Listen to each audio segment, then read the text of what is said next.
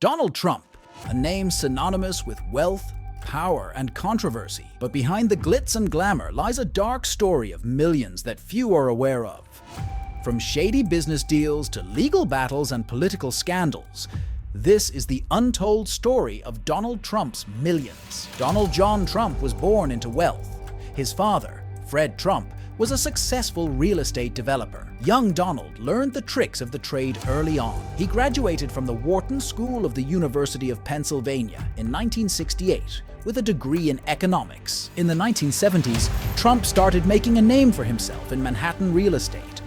His first major project was the transformation of the Commodore Hotel into the Grand Hyatt. This deal, backed by a $70 million construction loan, catapulted Trump into the spotlight. But as his empire grew, so did the controversies. Trump often leveraged aggressive tactics and connections to secure deals. One of the earliest controversies was the accusations of racial discrimination in his housing projects. In 1973, the U.S. Department of Justice sued the Trump Management Company for racial discrimination, alleging that they refused to rent to African Americans. Trump fought the case, but eventually settled without admitting guilt. In the 1980s, Trump expanded into the casino business in Atlantic City. Can you image the president of US as a casino owner? Trump Taj Mahal, Trump Plaza, and Trump Marina were supposed to cement his status as a casino king. But things didn't go as planned. The Trump Plaza Casino and Hotel is closed, its windows clouded over by sea salt. Only a faint outline of the gold letters spelling out TRUMP remains visible on the exterior of what was once this city's premier casino. Not far away, the long-failing Trump Marina Hotel Casino was sold at a major loss 5 years ago and is now known as the Golden Nugget. At the nearly deserted eastern end of the boardwalk, the Trump Taj Mahal, now under new ownership, is all that remains of the casino empire. Donald Trump assembled here more than a quarter century ago. Years of neglect show.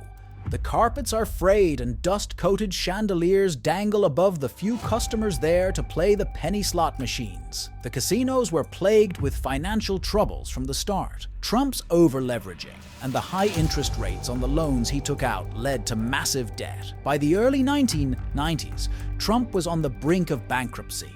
His businesses had accumulated billions in debt. Trump's ability to negotiate with creditors and restructure debt kept him afloat, but the financial wreckage left many investors and employees in the lurch. Despite filing for bankruptcy multiple times, Trump managed to maintain his luxurious lifestyle, raising questions about his true financial practices. Trump's ventures weren't limited to real estate. In 2005, Donald Trump launched Trump University, promising to teach students the secrets of his business success. It was marketed as a top-tier educational institution where students could learn from Trump's personal playbook.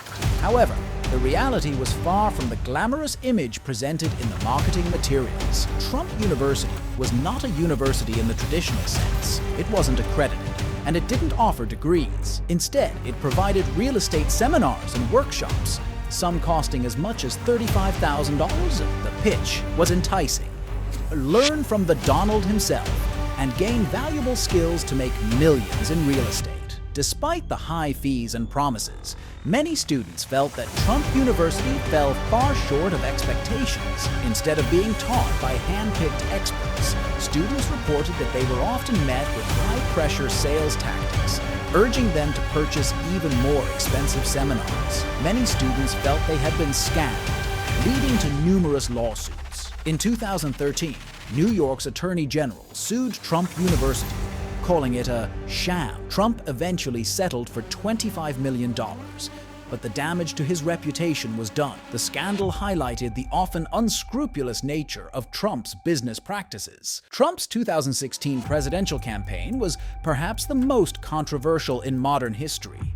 Accusations of collusion with Russia and interference in the election dominated headlines. Special counsel Robert Mueller's investigation found insufficient evidence of a conspiracy between Trump's campaign and Russia.